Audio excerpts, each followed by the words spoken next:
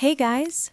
Tonight we slip through marble arches slick with condensation and gossip into the misty heart of ancient Rome's strangest obsession, the public bath.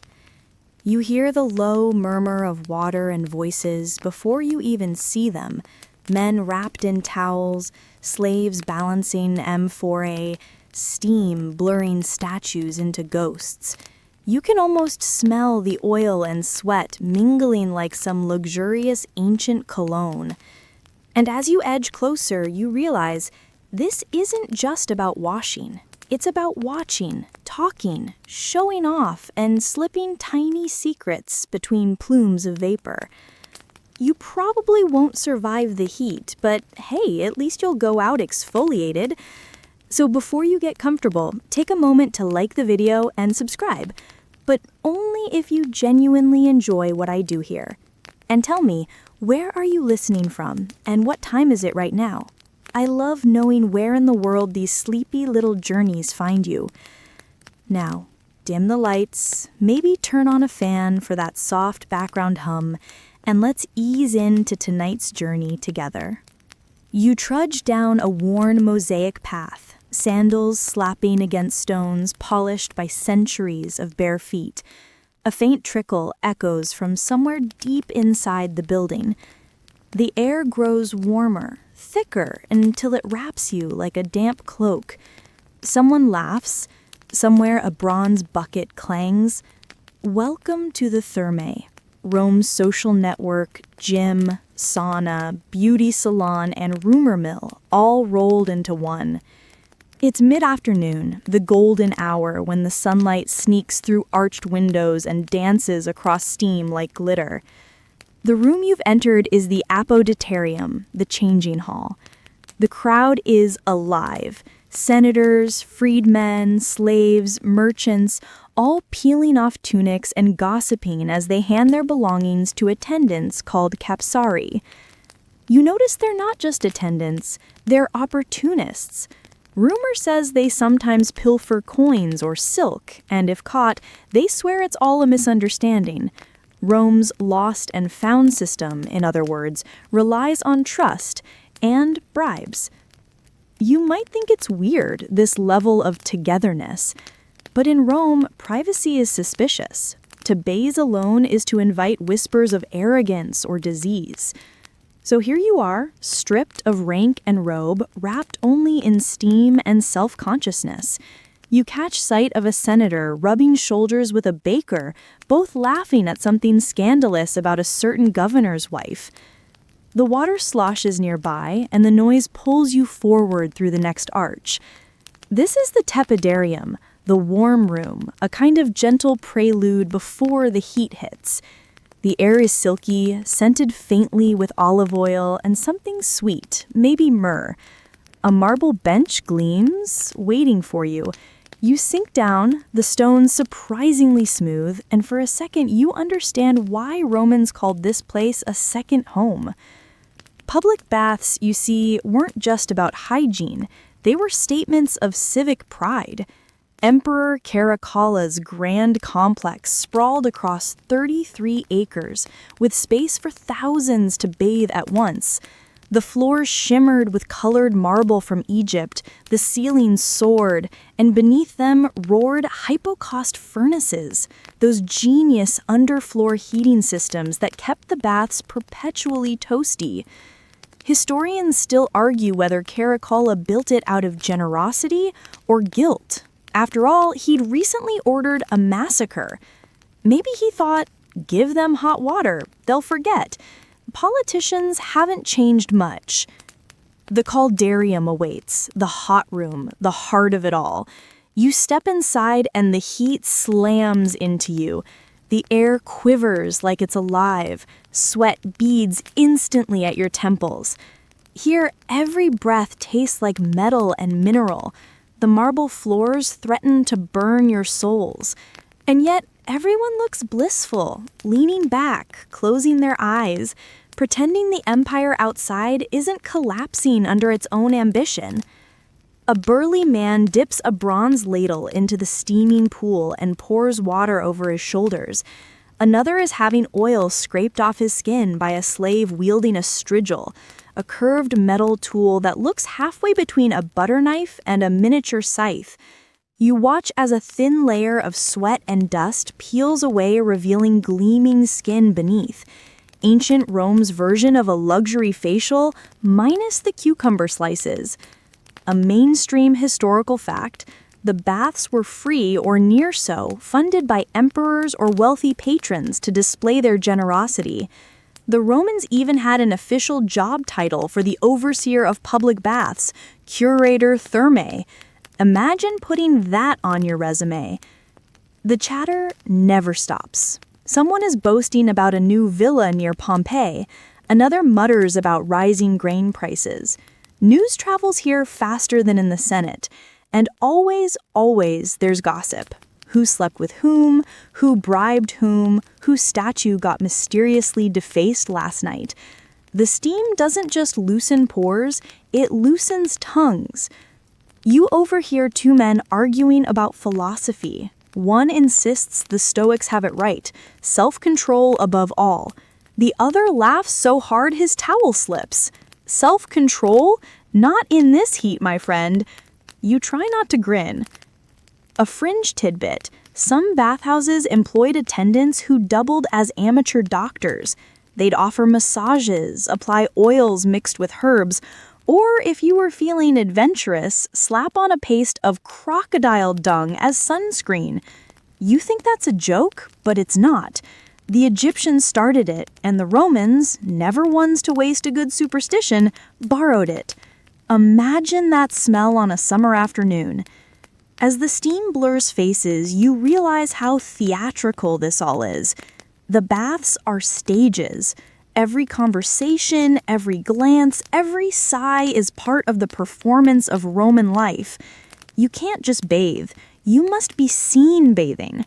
Reputation is currency here, and the temperature keeps it flowing. A sudden burst of laughter ripples across the pool. You follow the sound and spot a group of young men reenacting a gladiator fight with bath sponges. It's ridiculous, and yet you can't help but admire their enthusiasm. Someone trips, splashing the prefect's sandals. The room goes silent for a half heartbeat, then erupts again in laughter. Even the prefect chuckles. For once, everyone's equal under the steam. The heat grows heavy, pressing against your chest. Time slows. You find yourself staring at the intricate frescoes above, the gods lounging in eternal leisure.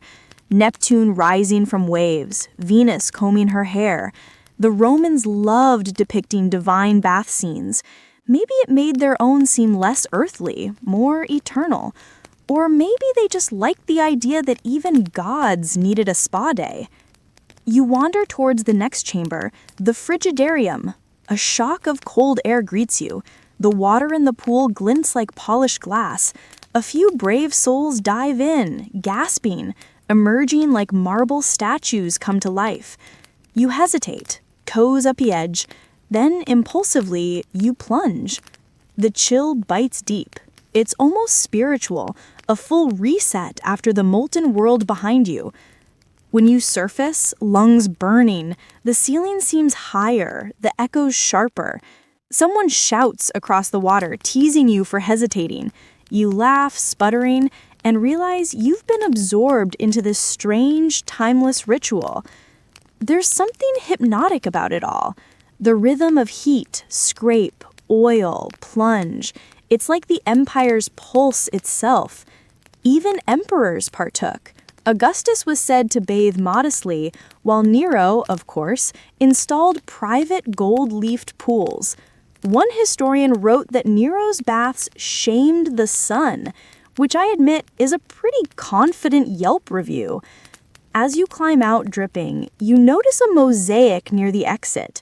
It shows a dolphin twining around a trident, a reminder of the sea's blessing. Beneath it, a small inscription, Balnea vina Venis, corrumpunt corpora nostra, sed vitam faciunt dulce. Baths, wine, and love ruin our bodies, but make life worth living. You grin. The Romans never did subtlety. You wander back through the tepidarium, the noise now softer, more languid. People recline on benches, letting attendants rub oil into their skin. You catch snippets of conversation about tomorrow's games, about a senator's suspicious new friend, about a fortune teller predicting rain in mid-August. No one questions the fortune teller's methods, but historians still argue whether those omens were entertainment or genuine belief. You suspect both. The afternoon light has shifted, amber now, pouring across the marble like honey. You follow it toward the open courtyard, the palastra, where men are wrestling, playing ball games, and performing what can only be described as enthusiastic stretching. A musician strums a lyre nearby, providing background music for all this glistening activity. It strikes you how communal it all feels. The bathhouse isn't just an escape, it's an ecosystem. Deals are made, poems recited, bodies admired. Rome runs on gossip, and gossip runs on proximity. And here, proximity is guaranteed. You pass a small niche with a statue of Fortuna, goddess of luck. Someone's left a coin at her feet, maybe hoping to avoid slipping on the slick marble later. You add one of your own. It feels polite. As the day fades, torches flicker to life, their reflections rippling across the pools. The bathhouse hums with a dreamy energy, half conversation, half exhalation. You can almost forget that outside these walls, Rome is noisy, smoky, and unpredictable. Inside, everything is warm, perfumed, and perfectly predictable. You lean against a column, eyes half closed, and listen. The soundscape is intimate and eternal. The splash of water, the scrape of a strigil, the lazy rise and fall of voices weaving together. You realize this is where Rome truly lives, not in marble monuments or triumphal arches, but here in the shared warmth of its people, telling stories through steam. A voice calls out behind you, someone offering vinum mulsum, honeyed wine. You take a sip. It's too sweet, but it fits the mood. The air smells of oil, citrus, and something faintly metallic from the pipes that feed the baths. I remember reading somewhere that Roman engineers used lead to line those pipes. Historians still argue whether that helped cause the empire's decline. You take another sip and decide that's a problem for tomorrow. For now, the night is thick with steam and murmurs. Someone nearby is whispering about a scandal in the imperial family. You don't catch all the words, just enough to know that it's juicy.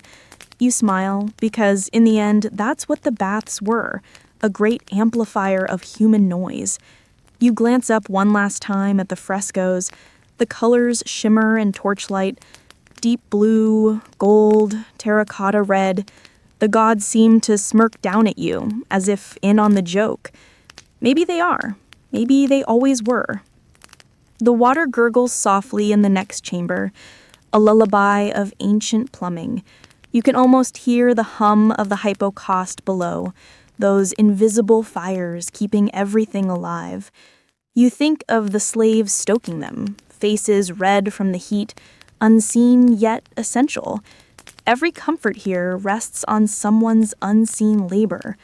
It's a sobering thought, but also a reminder. Rome's warmth always came at a cost. As you make your way toward the exit, towel around your shoulders, the marble cool beneath your feet, you feel both cleansed and slightly dazed. Outside, the city waits. Noisy, chaotic, beautiful. But part of you lingers here, in the hush and shimmer of the thermae, where gossip floats like incense, and every drop of water holds a whisper of empire. The door opens, cool night air brushes your skin. Somewhere far off, a street musician plays a mournful tune. You glance back once, seeing the steam curl upward into the stars. Rome, in miniature, boiling, glittering, full of secrets. You step out. Tomorrow you'll return. Everyone does. You come back the next afternoon, the scent of olive oil still clinging faintly to your skin from yesterday. The sun is merciless, melting over the terracotta rooftops, but you already know salvation lies just beyond those marble arches. The thermae wait, doors open like some steamy promise of renewal, or at least of eavesdropping. By now, you move with confidence. You nod to the Capsarius, the same one who gave you that side-eye yesterday. He grins, remembering you, probably because you tipped him. You're learning the rules. Here, generosity greases more than the skin, it greases reputation. The air hits you again, warm, damp, faintly metallic. The steam feels almost familiar, like an old friend wrapping you in a scented hug. You strip down and step inside the tepidarium, that middle ground between chill and inferno. Someone's playing the double flute nearby, two thin notes weaving through the mist like lazy dragonflies. Soapless but social, you murmur under your breath, because now you understand. The Romans didn't wash the way you imagine. No frothy lather, no lavender-scented bubbles. Instead, they coated their skin with oil, usually olive, and then scraped it off along with the day's grime using that trusty strigil. It sounds unpleasant, but somehow it's ritualistic. You come to expect the hiss of metal against skin as part of the bathhouse soundtrack. A burly man nearby smears oil onto his chest. His friend follows with a flourish of the strigil, carving smooth arcs down his back. It's almost tender, this act, one that blurs the lines between grooming and affection. You can't help thinking that if the Romans had invented TikTok, this would be the get ready with me trend of 150 CE. A mainstream historical fact, the Romans imported special oils from Spain and North Africa, and perfumers added crushed herbs, flowers, even resin to create luxurious blends. Pliny the Elder once complained that the youth of Rome smelled more like myrtle groves than warriors. You can almost hear him grumbling through the centuries, nose twitching disapprovingly. But as you settle onto a bench and reach for the oil jar handed to you, you realize something deeper. Bathing isn't the goal. Being here is. The baths are a social equalizer, but also a theater of performance. Everyone's watching everyone else, even if pretending not to. You rub the oil across your arms, slow and deliberate, trying not to look like you're trying too hard. A slave approaches with a polite bow. He offers to scrape the oil for you. His strigil gleams like a crescent moon. You nod, surrendering to the ritual. The first scrape surprises you. A cool drag, almost pleasant. He works methodically, drawing the blade down your skin. You feel layers of dust, sweat, and something more intangible, pretense, being peeled away. He gathers the residue in a small bronze cup. You watch, fascinated.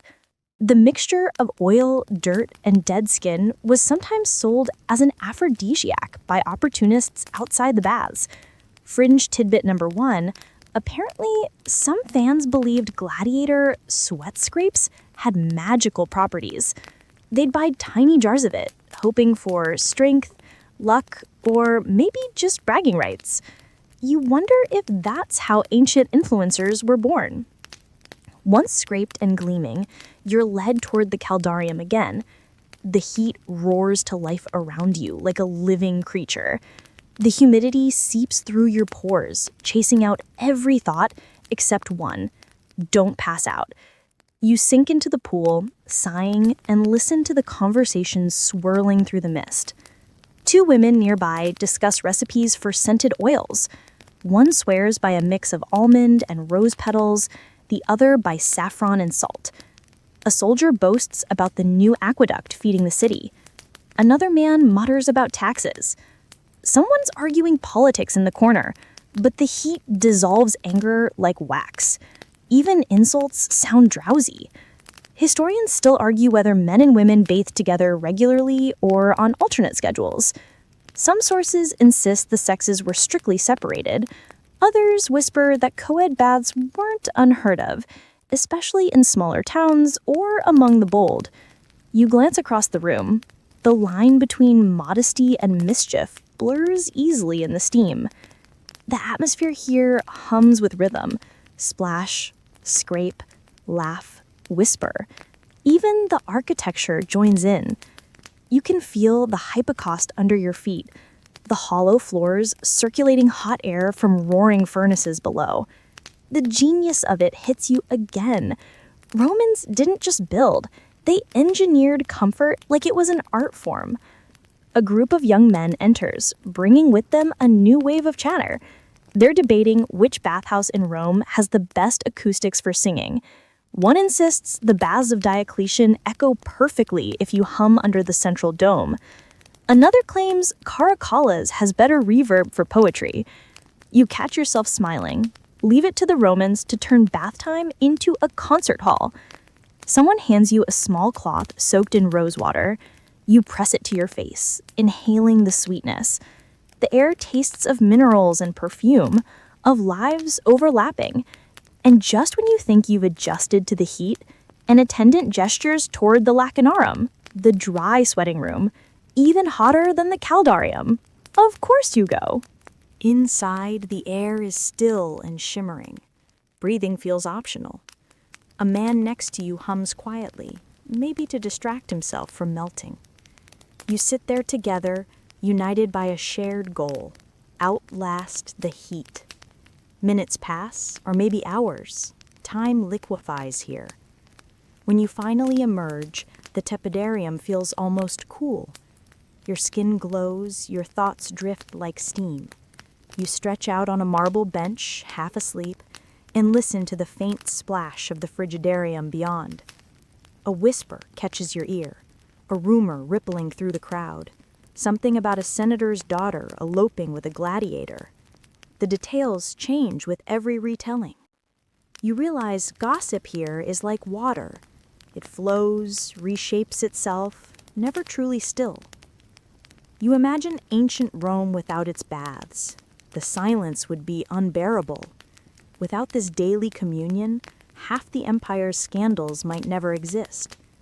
Maybe that's why emperors kept funding them. Keep the people talking, and they won't notice what's crumbling.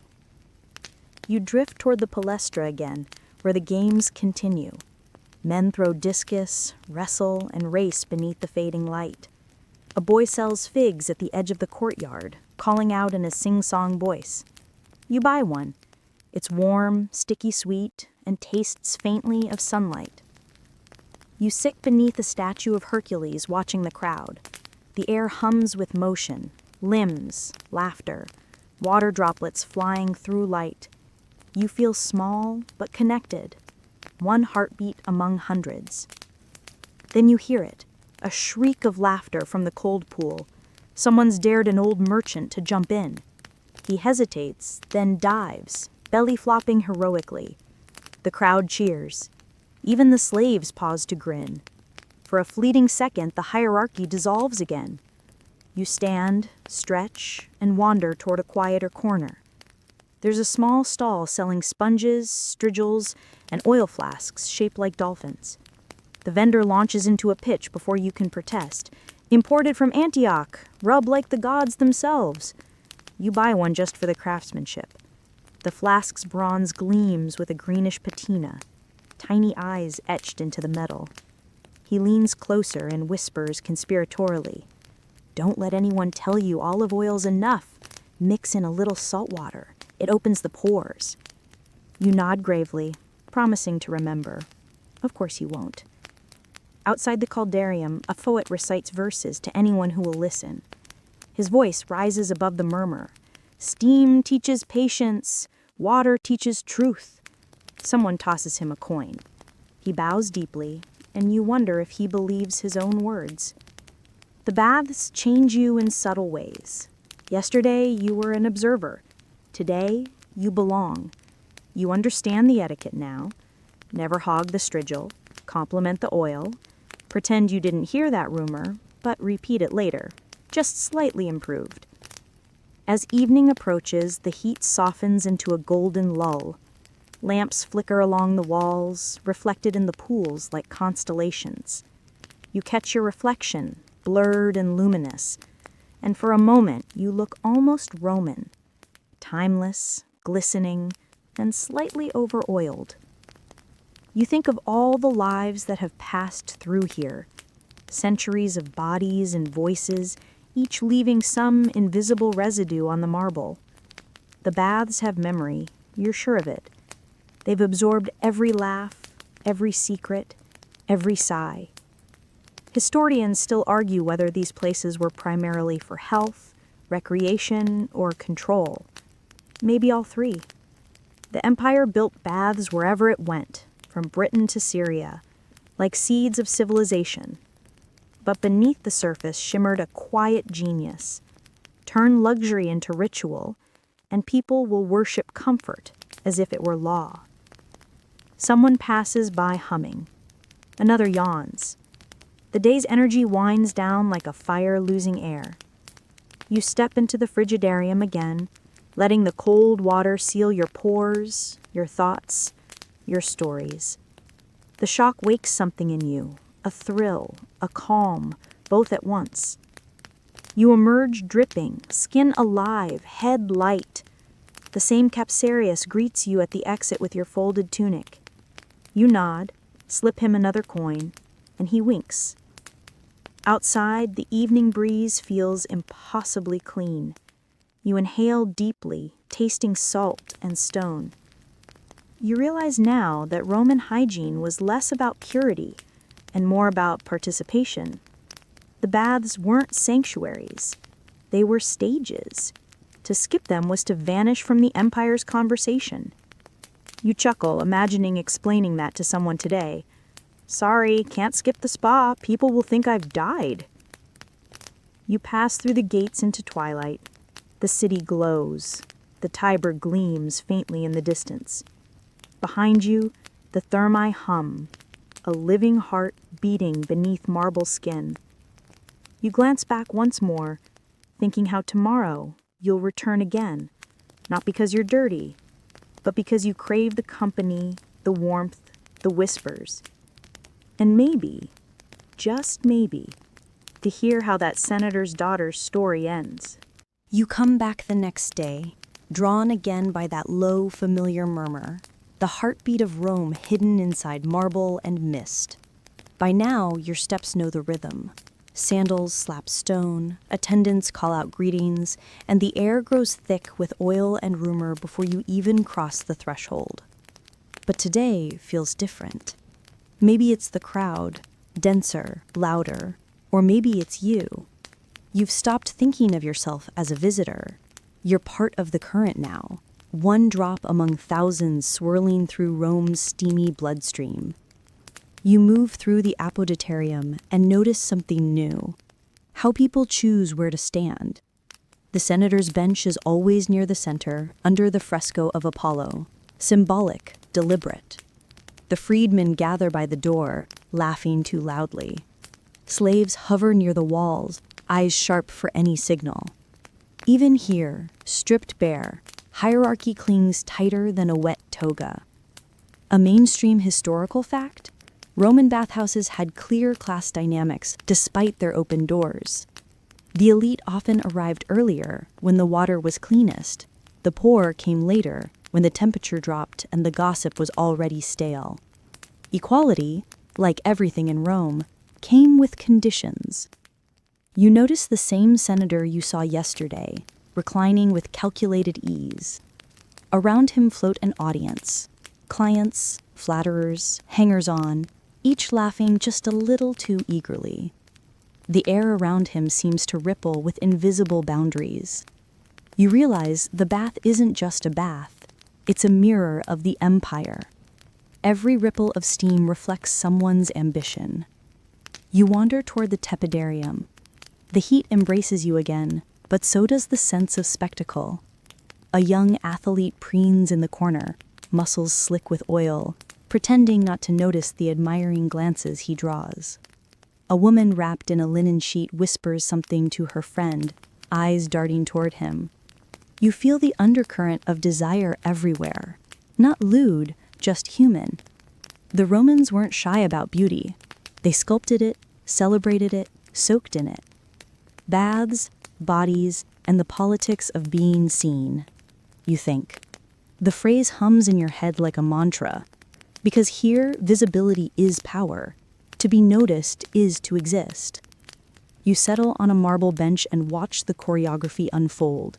The senator's slow entrance into the caldarium, the merchant who times his dip to coincide with the senator's exit, hoping for a word, a favor, a scrap of acknowledgement.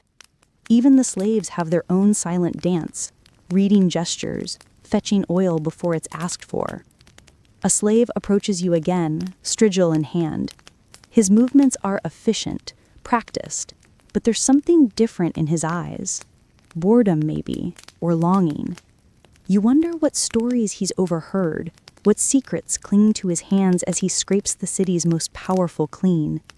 You almost ask, but he'd never answer. A fringe tidbit? Some bathhouses had graffiti scratched into their walls. Names, insults, declarations of love. One famous scrawl from Pompeii reads, "Secundus defecated here. May fortune smile on him." You laugh softly, imagining the moment of triumph. Even emperors couldn't escape bathroom humor. Steam blurs the edges of the world. The voices around you rise and fall like the sea. A man nearby is recounting a dream to his friends. He swears he saw Minerva in the vapor, warning him about a business rival. His audience gasps at all the right moments. You can tell he's embellishing. But then, so is everyone. Rome runs on performance. Truth is just another fragrance in the mix. You shift toward the caldarium, following the scent of eucalyptus oil and ambition. The water ripples golden in torchlight. The senator is still here, now deep in conversation with a soldier. Their voices carry just enough to tease meaning, but not enough to reveal it. You catch phrases like grain shipment, the East, and new taxes. Deals forged in steam, sealed with sweat. Historians still argue whether these conversations were casual or crucial. Some claim real politics happened here, in these half-lit rooms where ears were everywhere. Others say the baths were break from the grind, a stage for social theater, not strategy. You suspect it was both. The Romans didn't separate pleasure from politics. They soaked them in the same water. You lean back, letting the heat swallow your thoughts. Someone laughs, a loud, brain sound that cuts through the murmur. All eyes turn. A portly man is teasing a poet about his latest verses, miming exaggerated swoons. The poet rolls his eyes, playing along. It's affectionate mockery, but also a reminder. Wit is currency here. If you can't outshine others with lineage, you can outtalk them with words. The poet, not missing a beat, recites a line, "Even the emperor's sweat smells of fear." The crowd roars. You grin. Somewhere a slave chuckles under his breath before catching himself. You drift into the frigidarium for relief. The cold water bites deliciously after the furnace behind you. A group of teenagers splash each other, shrieking, while older men float in lazy conversation. One of them spots you and waves you over. You join them, half floating, half listening as they discuss last night's ludi, the games. "Did you see that Thracian? A lion couldn't have done better," one exclaims. "Bah," another replies. "The lion was drugged. Everyone knows that." They banter, argue, laugh. It's not about truth. It's about rhythm, belonging. You add a comment just enough to earn a nod. You're in. When you emerge, dripping, the world feels sharper. The marble floor gleams like ice. You wrap yourself in a towel and wander into a side corridor lined with niches. Inside each alcove, statues gaze down, Muscular gods, serene goddesses, each one perfect in proportion. You wonder if this constant exposure to ideal beauty made Romans more self-conscious or less. Probably more. You catch your reflection in a polished bronze mirror. For a second, the steam distorts it. You look like one of those gods, then like no one at all. That's the trick of the thermae. It inflates and dissolves the self at the same time. You're both spectacle and spectator, essential and replaceable. A slave passes carrying amphora of oil, his bare feet silent on the stone. Behind him trails a young woman balancing towels. Their eyes meet for a fleeting moment, something unspoken, weary, maybe defiant. You sense the bathhouse hierarchy runs deeper than marble veins. Comfort for some, labor for others. Rome's warmth, again, built on invisible fires. You return to the main hall. The light slants golden, cutting through the haze. Voices drift like smoke. The senator's entourage has grown. The poet is now reciting near the fountain. A vendor hawks honeyed nuts.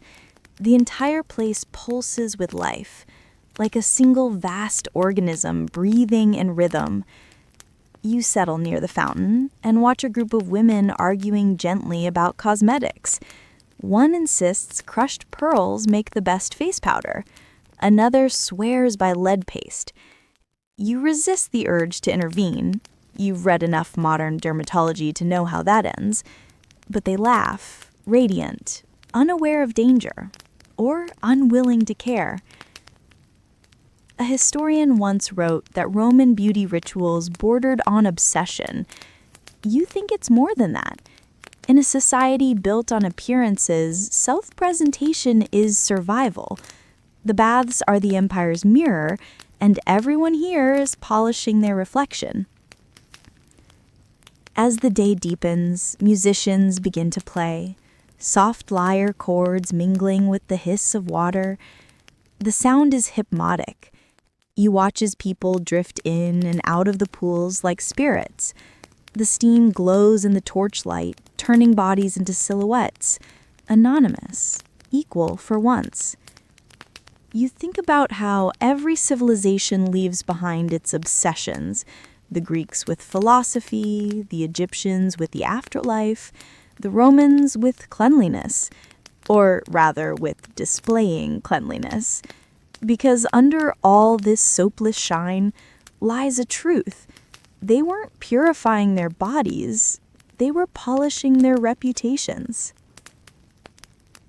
A boy rushes past, nearly slipping, laughing as he goes. His mother scolds him in Latin so sharp it could cut marble. You catch a few words, something about respect. He doesn't listen. You smile. Some things never change. Later, when the crowd thins, the air feels gentler. You lie on a bench near the edge of the caldarium, watching shadows move across the ceiling. The frescoes seem alive, the gods stretching, yawning, gossiping among themselves. You wonder what they'd think of all this mimicry below. Maybe they'd approve. Maybe they'd join. The senator passes by again, his skin gleaming, his face serene. You realize he's mastered the art of appearing effortless. It's not about being powerful. It's about looking like you don't have to try. Every motion rehearsed, every smile curated. You suspect the bathhouse taught him that better than politics ever could. Someone whispers beside you that he's been summoned to the emperor's court next week. Another voice adds that his latest mistress is half his age. A third swears they saw him praying at Venus's temple last night. The gossip ripples outward, soft and constant like the water's reflection. You watch it spread, one sentence turning into myth by the time it reaches the doorway. You've been here long enough to know that's how Rome survives, not through conquest or marble, but through stories. Everyone's watching, whispering, performing. The baths aren't the empire's indulgence, they're its engine. You dip your hand into the nearest pool, tracing circles in the warm water. It's murky now, clouded with oil and voices, yet somehow still inviting. You think about how all this marble, this steam, this choreography of glances, was built to outlast time, and it has. 2,000 years later, we still crave what they created: warmth, connection, and just enough gossip to make it interesting. The torches hiss softly as attendants trim their wicks. The air cools by degrees, but the murmurs linger. You rise slowly, skin glowing, thoughts unsteady, like the surface of the water. Outside, the stars blink awake above Rome. The city's noise feels distant after the bath's chorus. You walk home through narrow streets, past bakeries still warm from the day, past beggars murmuring blessings. You realize you carry the thermae with you now.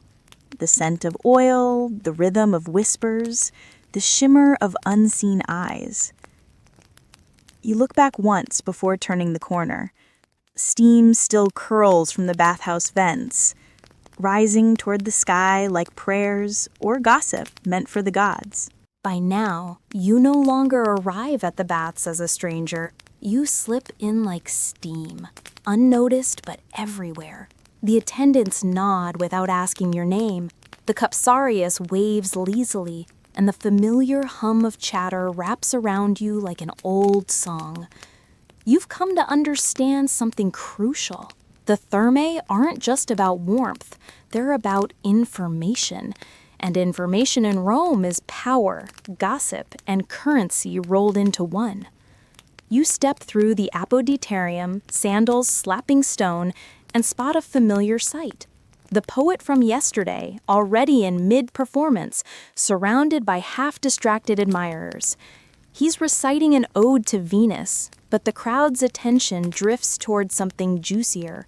A senator arguing quietly with a man in a dark toga near the wall. Voices rise, fall, then flatten into polite laughter. Nothing is private here. The baths amplify whispers better than amphitheaters do shouts. Temples of leisure, you think, but factories of rumor. A mainstream historical fact, Roman bathhouses weren't just for bathing. They doubled as business hubs. Letters were exchanged, debts negotiated, conspiracies seeded. Merchants met their clients between dips in the tepidarium, and soldiers petitioned patrons for promotions. The caldarium wasn't merely hot, it was where careers boiled or froze. You wander toward the main hall, where the air shimmers with heat and ambition. A slave balances a tray of wine cups, weaving through the crowd with silent precision. Someone's talking about the emperor again, whether he's fit to rule, whether the new tax will ruin farmers, whether his mother still pulls the strings. The last question gets the biggest laughs. Historians still argue whether emperors encouraged or feared this culture of gossip. Some suggest they built ever grander thermae to keep citizens distracted, content to trade rumors instead of rebellion. Others believe emperors themselves used bathhouses as informal courts, listening through intermediaries. You glance around and think both could be true. A man sits near the fountain, writing on a wax tablet. You edge closer. He's taking notes, not bathing. His stylus scratches rhythmically, capturing phrases from nearby conversations. Maybe he's a scribe, maybe a spy. In Rome, those jobs often overlap. The poet finishes his recital to mild applause, then mutters something about Philistines.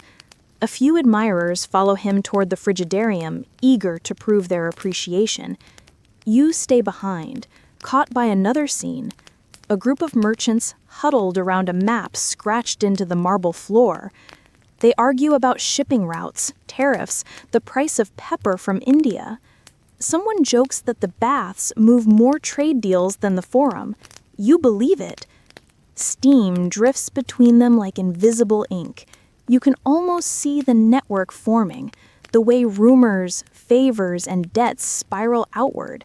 The thermae are Rome's nervous system. The water carries more than heat. A fringe tidbit. Archaeologists once found a small bronze scroll case hidden in the drain of an ancient bathhouse. Inside were coded letters, possibly love notes, possibly spy reports. No one agrees. Maybe it was both.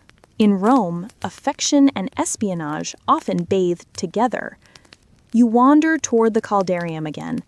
The air trembles, alive with voices and vapor. A storyteller stands near the far wall, gesturing dramatically, recounting the tale of a senator who faked his own death to escape debt collectors. The crowd howls with laughter, though half suspect it's true. You suspect that's why they laugh harder. Everywhere you turn, words blur fact and fiction. It's comforting in a way. In the thermae, reality is fluid. Like water, it changes shape to fit the vessel. You sit near a column, half listening, half dreaming. The column's surface is cool against your back, damp with condensation. Overhead, light filters through tiny holes in the roof, shafts of gold piercing steam. Dust motes dance like sparks. The whole place feels suspended, timeless. Then, a commotion. Two men are shouting near the oil jars. One accuses the other of spreading lies about his wife. The second denies everything with theatrical outrage. A crowd gathers instantly. Nothing attracts Romans like a scandal. The poet, sensing opportunity, improvises a verse about betrayal and olive oil. Laughter ripples through the hall. Tension melts faster than wax on the furnace floor. You think about how this space manages conflict. The baths absorb anger the way marble absorbs heat, silently, thoroughly. Even the loudest argument becomes just another ripple in the endless murmur. Maybe that's why the empire lasted as long as it did. When you give people somewhere to gossip, you give them somewhere to vent. A vendor passes, offering sponges and figs. You take one of each, biting into the fig's sweetness. It drips down your chin, you wipe it with the sponge and laugh. The vendor grins, already moving on. It's a small, silly moment, but it feels human in a place where everyone is performing roles. You look around and realize every person here is both actor and audience. The merchant, hoping to overhear political rumors. The senator, pretending to relax while measuring rivals' laughter. The slave, timing every movement for invisibility. Even the gossip itself performs, shifting tone depending on who listens. The poet sidles up to you again, dripping from his cold plunge. You know, he says, truth is like steam. You can hold it for a moment, but try to own it and it slips away. You chuckle, unsure if he's being profound or just poetic for a free drink. Either way, he's right. Outside, the sky has begun to pale. Dawn or dusk, you can't quite tell from the muffled light through the arches. The bathhouse exists in its own time zone, its own gravity. You move to the tepidarium, where a group of women exchange the latest court rumors. One swears that the empress bathes with powdered pearls dissolved in milk. Another insists it's goat's milk, not cows, because cows are too common. The debate grows heated, then collapses into laughter. You smile. Empires may rise and fall, but beauty tips are eternal. A mainstream fact drifts into your thoughts.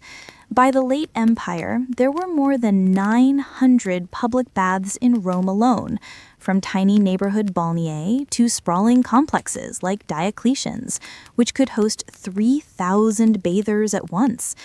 Imagine that, 3,000 people whispering, trading, watching, judging. You shiver despite the heat. Nearby, A man leans close to another and murmurs something about the Praetorian Guard. You catch only fragments. The emperor's cousin, new appointment, sudden illness. You glance away, pretending disinterest, but your heart beats faster. The water ripples, as if it too has overheard. Historians still argue whether conspiracies like that truly brewed in the baths or were later fantasies of chroniclers craving drama. You suspect both again. After all, in a society that worshipped spectacle, rumor came before reality. You sink deeper in the tepidarium, closing your eyes. The sounds layer. Splashes, laughter, whispers, the distant thud of furnaces feeding flames below. You can feel the floor vibrate faintly under you. Somewhere down there, slaves shovel wood, feeding the warmth that fuels this world above. You think again about those unseen workers, sweating in darkness so others can glow in luxury. A voice breaks through your reverie. The senator again, laughing too loudly, declaring something about destiny. His words echo off the marble. People listen, smile, nod. No one contradicts him. Power sounds the same in every century. Confident, slightly bored, faintly performative. You dry your hands, step out, and wander through a side corridor lined with frescoes of dolphins and nymphs. The paint's peeling in places, but the figures still shimmer under lamplight. One dolphin seems to smirk at you. You smirk back. The air here is cooler, quieter. You find a small pool where only a few bathers linger, older men with faces lined like maps. They're discussing history, not gossip. One quotes Cicero, another counters with Seneca. Their words drift slow and heavy, like incense. You sit nearby, listening, soothed by the rhythm. Then one of them turns and says, "You look thoughtful. Tell me, what do you think happens to a civilization that forgets to listen?" The question startles you. You answer honestly. Maybe it starts repeating itself. He nods slowly. Good. Then perhaps we should keep talking. The conversation turns gentle, reflective, about time, decay, memory. You realize that gossip is history's first draft, and these men are its editors. Every whisper, every scandal told here becomes tomorrow's chronicle. You're living inside Rome's archive, scribbled not on scrolls, but in steam. Hours pass, though time means little now. The bathhouse has its own rhythm, measured in temperature and tone. The laughter fades, the crowd thins, and the last rays of light slide across the mosaic floors. The tiles glitter briefly, scenes of sea gods, dolphins, and ships forever sailing nowhere. You stand, stretch, and make your way toward the exit. The poet is asleep on a bench, scroll in hand. The senator's gone, leaving only a faint trail of expensive perfume. A lone attendant sweeps the floor with slow, reverent strokes. The air cools as the fires dim below. Outside, the street smells of bread and rain. The world feels quieter, but your head buzzes with echoes, voices overlapping, secrets whispering through memory. You realize the baths have changed you. You came seeking history, found humanity instead. Messy, boastful, soft, alive. You glance back one last time. The steam rises through the roof vents, catching moonlight. It looks like smoke from a divine forge, crafting stories instead of swords. Tomorrow, the baths will fill again. New gossip, new deals, new dreams.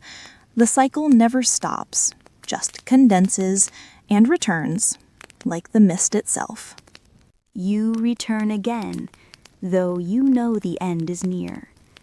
The warmth that once wrapped Rome like a second skin has begun to fade. The marble walls still gleam, but faint cracks spider their way beneath the mosaics. The water still steams, but you can feel something colder moving beneath the surface. Time, maybe, or the slow breath of decline.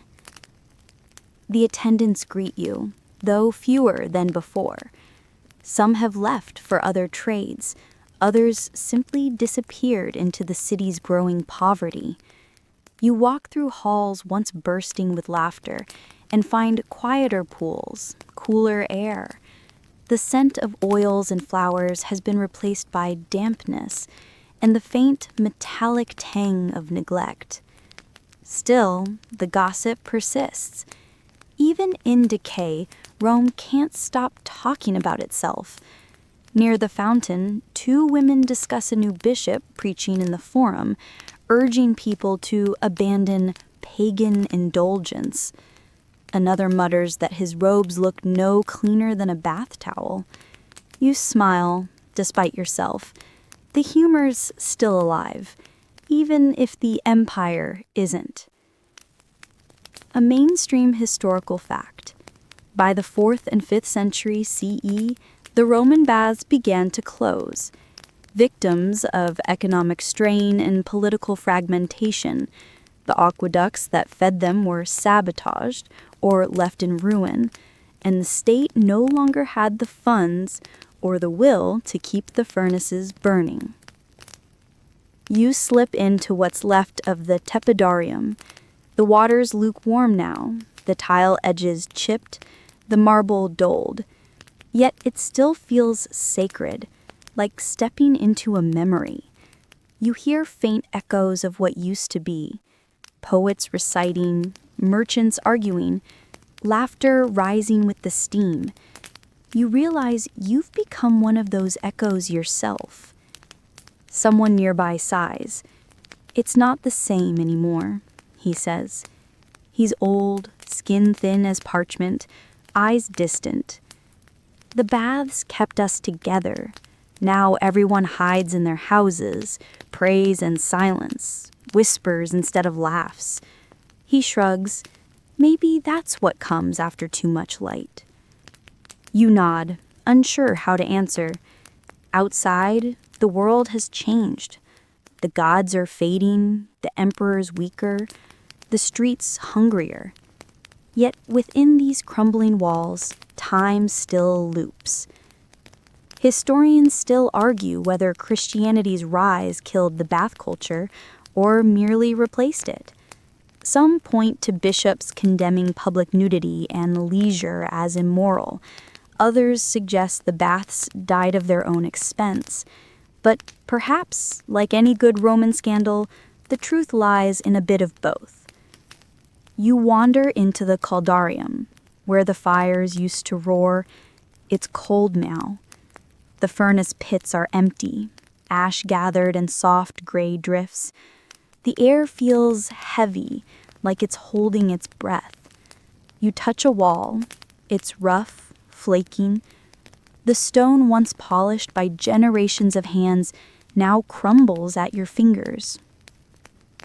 A fringe tidbit. Late Roman texts mention that some bathhouses were turned into makeshift churches. Priests preached where once poets sang. The sound of psalms replaced gossip. Imagine that. The same echoes rising through the same arches, only now directed upward instead of sideways. You close your eyes and picture it. The benches filled not with idle citizens, but penitents. The steam replaced by candle smoke. The murmur of conversation replaced by murmured prayer. Even in transformation, the pattern remains. Gathering, watching, confessing. Maybe humanity never stopped bathing. It just changed the water. You move through the empty corridors. Dusk coats the mosaic dolphins now, dulling their eternal play. You trace a finger along their outlines, remembering the laughter that once rang off these tiles. You recalled that poet with his endless verses, the senator with his conspiracies, the vendor who sold figs and gossip in equal measure. They're gone, but you can still feel them here, floating just under the surface, like warmth beneath cooling coals. A few younger attendants sweep idly, their movements half-hearted. One stops and asks, "Do you think they'll reopen it?" You smile faintly. "Maybe," you say, "in another form." Because you know that they will. Not these baths, not these stones, but the idea. The Roman bath isn't just architecture. It's a mindset. The urge to gather, to share heat and stories, to measure one another in glances and laughter. That's eternal. Centuries slip past in your imagination.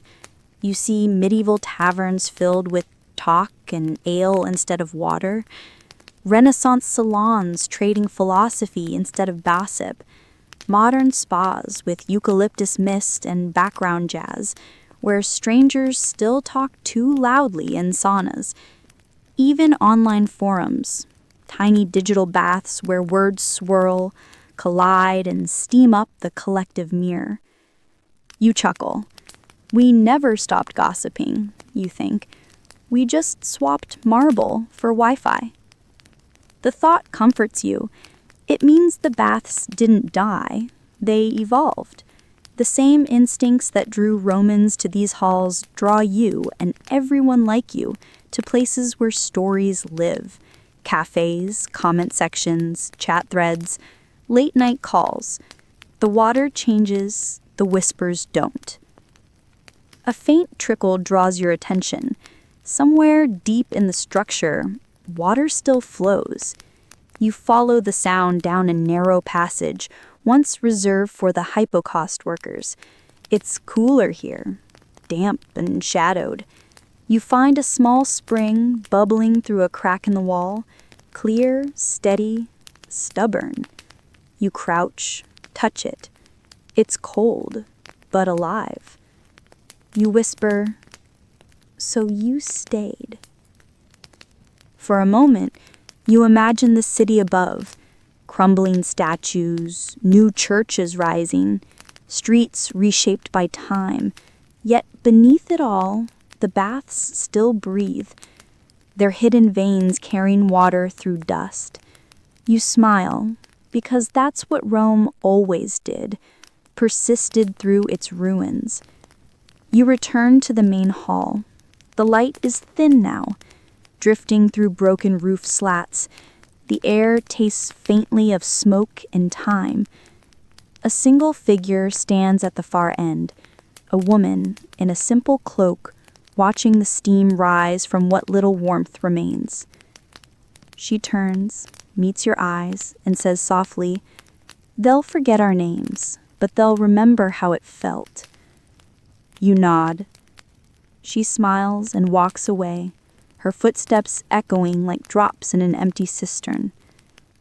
You stand alone amid the fading heat.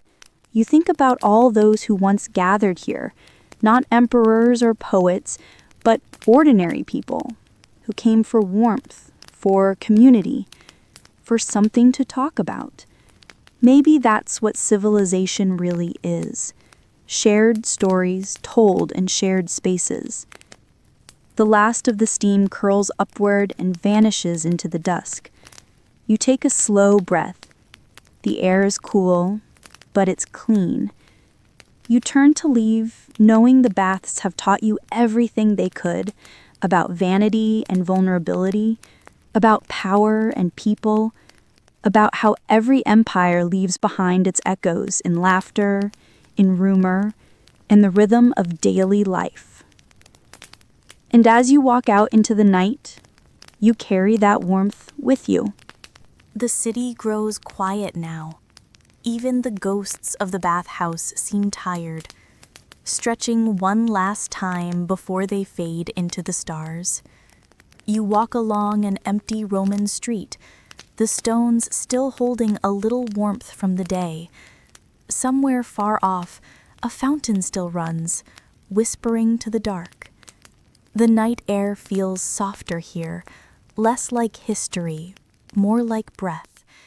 You think about everything that's past, the steam, the scandal, the laughter caught between mosaics. All of it has settled, cooled, waiting to be remembered by someone else. You smile because you realize that someone is you. Your footsteps slow, the shadows lengthen, edges blur. You hear the faint drip of water and the hum of crickets, blending into something that almost sounds like the low murmur of 1,000 bathers, alive again, just for a heartbeat. You can almost see the steam rising from their skin, almost feel the warmth on your own. But then, like all things Roman, the sound recedes into silence. The air cools, the city exhales. You breathe with it.